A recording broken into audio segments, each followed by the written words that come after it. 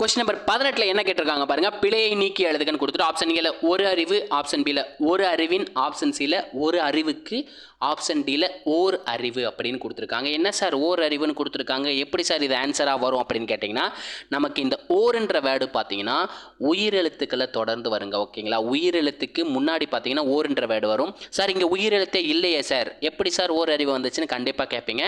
இந்த ஓர் அறிவை எப்படி பிரிக்கலாம், ஓர் கூட்டல் அறிவு அப்படின்னு பிரிக்கலாம். கரெக்டுங்களா, ஓர் கூட்டல் அறிவுன்னு பிரிக்கலாம். அறிவில் ஆன்ற வேர்டு பார்த்தீங்கன்னா உயிரெழுத்து, உயிரெழுத்துக்கு முன்னாடி நமக்கு என்ன வேர்டு வரணும், ஓர்ன்ற வேர்டு வரணும். இந்த இர்ரும் ஆவும் சேர்ந்து தான் நமக்கு ராவா மாறிடுச்சு. இதுக்கு ஒரு விதி இருக்குது, அந்த விதி என்னன்றதை கமெண்ட்டில் சொல்லிடுங்க.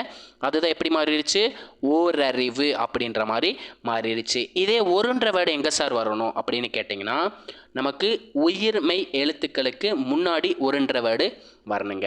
எப்படி சார், எக்ஸாம்பிள் சொல்லுங்களேன் சார். ஒரு மணி நேரம். ஓகேங்களா, இதுதாங்க எக்ஸாம்பிள்.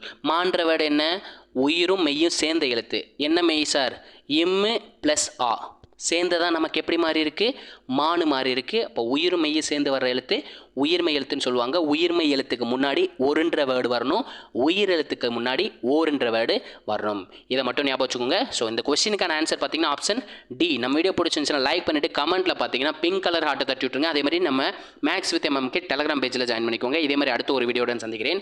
அதுவரை உங்களிடமிருந்து விடைபெறுவது நான் உங்கள் மேக்ஸ் மதன் குமார். தேங்க்யூ.